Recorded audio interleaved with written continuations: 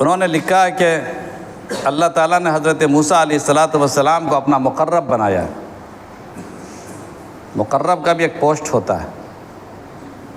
اللہ نے اعلان فرما دیا کہ موسیٰ تم میرے مقرب ہو، اب تم آج سے میرے مقربین میں شامل ہو۔ تو حضرت موسیٰ علیہ السلام نے اللہ تعالیٰ سے پوچھا کہ پروردگار، آپ کا مقرب تھا، آپ نے مجھے بنا لیا، میں تو نبی ہوں، لیکن اگر کوئی بندہ آپ سے مقرب ہونا چاہے، قریب ہونا چاہے، تو اس کا طریقہ کیا ہے؟ طریقہ بتا دیجئے۔ تو اللہ تعالیٰ نے کہا کہ موسیٰ، مجھ سے میرے قریب رہنے کا طریقہ یہ ہے کہ اگر تم سے کوئی غلطی ہوتی ہے اور میں تجھے سزا دیتا ہوں، میں تم پر غصہ کرتا ہوں، تب بھی مجھ سے قریب رہو، بھاگو مت۔ یہاں بھاگنے والا محروم ہے۔ آقا مثال دیا کہ ماں سے بچہ دیکھو، ایک بچہ، چھوٹا بچہ، 4 سال 3 سال 5 سال کا بچہ اگر کوئی غلطی کرتا ہے تو ماں اسے مارتی ہے نا، مگر ماں کے مارنے کے بعد وہ مزید چمٹ جاتا ہے ماں ہی سے، بھاگتا ہے۔ جتنا بچہ کو ماں مارے گی، بچہ اور چمٹ جائے گا ماں ہی سے، کہ اور رونا شروع کرے گا اور ماں سے چمٹنا شروع کرے گا، تو ماں کو پیار آ جاتا ہے۔ بولا کہ جو ماں اور بچے میں تعلق ہے وہ بندے کو اپنے پروردگار سے قائم کرنا چاہیے۔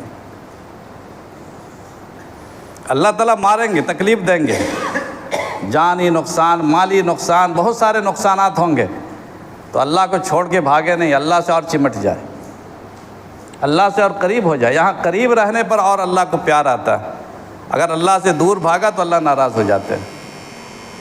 یہاں دور بھاگنے والا محروم ہے، قریب رہنے والا اچھا۔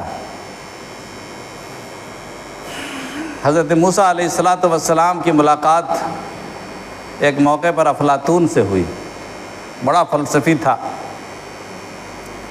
افلاطون نے ایک سوال حضرت موسیٰ علیہ السلام سے کیا کہ آپ اللہ کے پیغمبر ہیں، نبی ہیں، بتائیے کہ اگر کوئی آدمی تیر چلائے آپ کے اوپر تو اس تیر سے بچنے کا طریقہ کیا ہے؟ تو آدمی تیر چلا رہا چاروں طرف، مسلسل تیر چل رہا ہے، اس سے بچنے کا طریقہ کیا ہے؟ تو حضرت موسیٰ علیہ السلام نے فرمایا کہ اس سے بچنے کا طریقہ یہ ہے کہ تیر چلانے والے کے قریب ہو جائے۔ گولی چل رہی ہے، تیر چل رہا، دور رہیے گا تو وہ لگے گا آپ کو، لیکن جو تیر چلانے والا ہے اس سے سٹ جائیے، جب اس سے قریب ہو جائیے، تیر کے زد سے بچ جائیے گا۔